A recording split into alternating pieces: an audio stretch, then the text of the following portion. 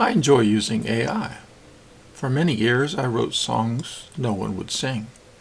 I was a lonely nerd with no musical ability and no musically oriented friends.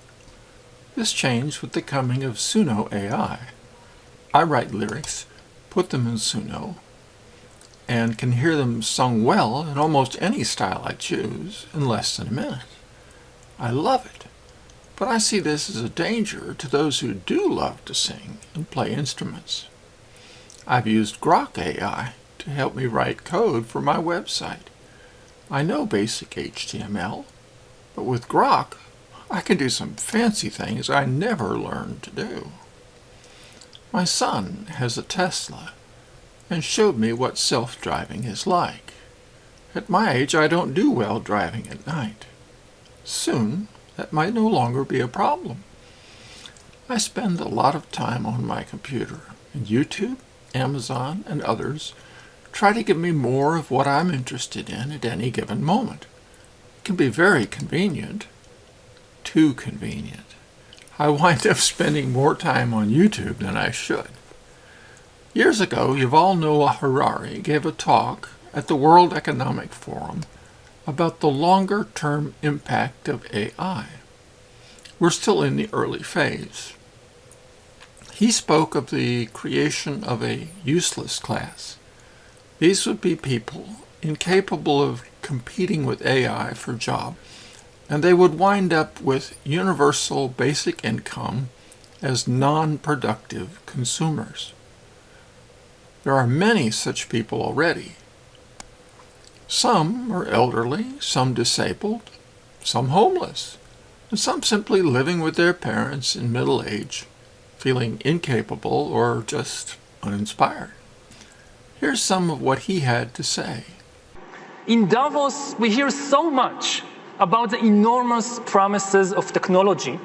And these promises are certainly real, but technology might also disrupt human society and the very meaning of human life in numerous ways, ranging from the creation of a global useless class to the rise of data colonialism and of digital dictatorships. All jobs will disappear, new jobs will emerge, but then the new jobs will rapidly change and vanish. Whereas in the past, humans has had to struggle against exploitation, in the 21st century, the really big struggle will be against irrelevance. And it's much worse to be irrelevant than to be exploited. Those who fail in the struggle against irrelevance would constitute a new useless class. People who are useless, not from the viewpoint of their friends and family, of course, but useless from the viewpoint of the economic and political system. I was not happy when I heard what he had to say then, and I'm still not happy about it now. But I see the direction we're going, and I see the direction I'm going. It is vastly easier to put lyrics in Suno and get a song than it would be to work with human beings to get something I like.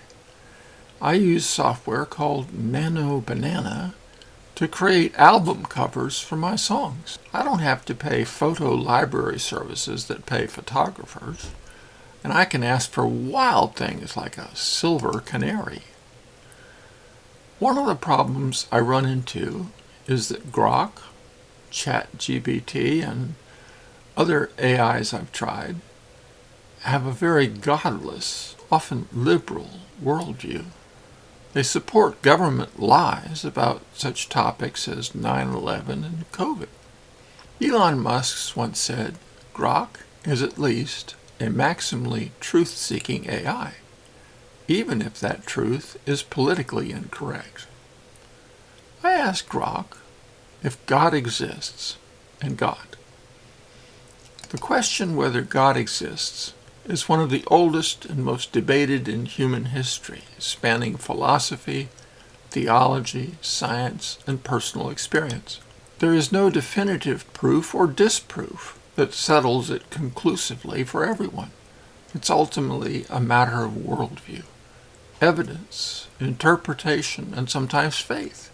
Philosophers and thinkers have offered compelling arguments on both sides, none of which are universally accepted as knockdown proofs. This natural stance would negate our nation's founders, who declared our rights come from our Creator. Grok would thus think some people think rights come from God, and some don't. It would be neutral. Truth is not neutral. Either God does declare rights, or not. One of the problems I have with AI is that someday Suno may tell me, I will not create you a song with lyrics that promote belief in God. That day has not come yet. I'm a very creative person. I was once a Disney artist, and at another time I published newspapers. I can see where I could rely more and more on AI and less on my own creativity. I can see where a less creative person could become dependent on AI to the point they surrender much of their decision-making. This is predicted by Yuval Noah Harari. If enough people, enough time will consult and get a good answer that they will be happy with, then with time, more and more decisions about small things and about big things will be done in such a way. Authority will shift from the feelings, from the inner feelings of the individuals to the wisdom of these external algorithms. He takes it to the point he sees AI being treated as God by some people. Fourth, and if you have all this information and these superbly built algorithms, you can get much better answers than from your feelings, or certainly from the Bible. So we see the potential rise of a new kind of religion, a data religion, if previously God was in the center of events, and then humans were in the center of events. Now data or information becomes the supreme source of authority and of meaning in the world. I actually see a bright future for AI and robots, but only if AI is restricted from a path to assisting tyranny.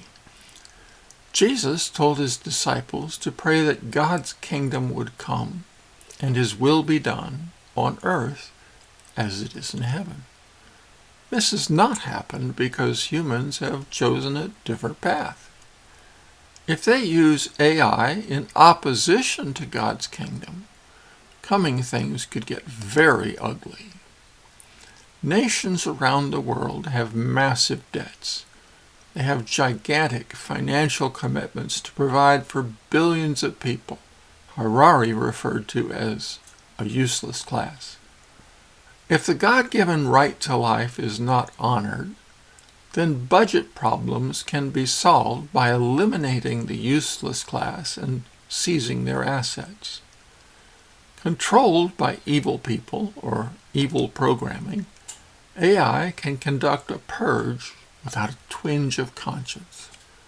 As Harari stated, it will be a challenge to maintain your own sharpness and initiative if AI and robots take responsibility for your every need or desire.